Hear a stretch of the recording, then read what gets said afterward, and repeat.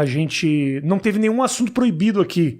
É que tem coisas de fora o íntimo que realmente não é absolutamente de curiosidade nenhuma minha, acho que não acrescenta em absolutamente nada. Eu só quero te dizer, em todo aquele momento, eu acompanhei a história, de você falar da tua homossexualidade, e eu achei... Eu ouvi muita canalice. Eu sou do Rio Grande do Sul, eu sei do lugar onde você saiu, eu sei como... É o Peninha que dizia lá assim, o cara é do Texas, aquele assim. É o Peninha que dizia. O Rio Grande do Sul, ele é... Pô, eu vim de lá, minha educação toda, minha cabeça abriu muito quando eu cheguei em São Paulo, porque eu começo a ver as coisas de uma outra forma, e você ter feito isso da maneira que ter feito e publicamente, independente de qualquer crítica que você recebe, não, porque votou no Bolsonaro, eu sei que é um movimento dificílimo naquele lugar e foi do caralho isso. Obrigado. Não foi uma pergunta, mas eu vou colocar, acho que é importante dizer sobre isso, né? Era uma decisão tomada que eu falaria sobre isso até o final do meu mandato. Não buscando holofote político, ao contrário do que algumas pessoas podem pensar, acreditar. E eu realmente até achava que a maior parte das críticas viria justamente de um campo mais à esquerda do que até da direita, como acabou acontecendo.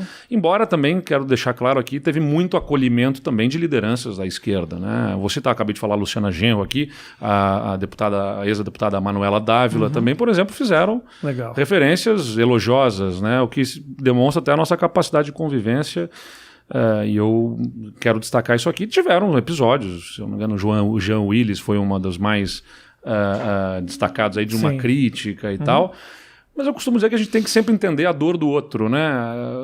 A empatia é isso. O cara... eu discordo completamente das ideias dele do ponto de vista político, mas na sua luta por direitos à população LGBT, ele está nessa estrada há muito tempo e enfrentou, por estar há mais tempo, tempos mais difíceis ainda do que falar sobre isso hoje em dia. Então, quando vê o cara que é governador de um outro campo político falar sobre isso e muita gente está aplaudindo, isso talvez dê uma incomodada, né? Talvez dê vamos dizer assim, um sentimento de, pô, eu estou aqui enfrentando essa luta há muito mais tempo e agora chega esse cara nos caminhos que a gente abriu e... Então, muito obrigado a todos aqueles que abriram caminhos para que a gente chegue aqui, independentemente da sua posição política. Independente de te apoiar politicamente ou não. Eu também fui, assim, e muita gente... A forma como eu acho que essa coisa tem que ser tratada, acho que a gente tem que buscar respeito, tem que buscar igualdade, mas a gente tem que entender o tempo das pessoas também. Se foi difícil para mim, né, eu que sou gay, foi difícil para mim eu me aceitar por conta da criação que eu tive, como é que eu vou exigir dos outros que aceitem assim, de uma hora para outra, entendeu? Mas também dá outra criação. Acho que a gente tem que, como eu disse, a gente tem que empurrar na direção correta. Acho que é importante que tenham os que são ativistas, que têm isso como a sua missão de vida, né?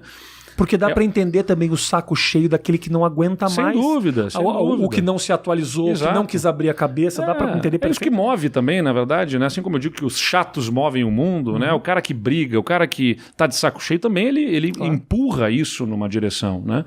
Mas a posição que eu escolhi para atuar na minha vida como prefeito, governador, como chefe de executivo, exige uma posição de conciliação, porque você tem que ser aquele que...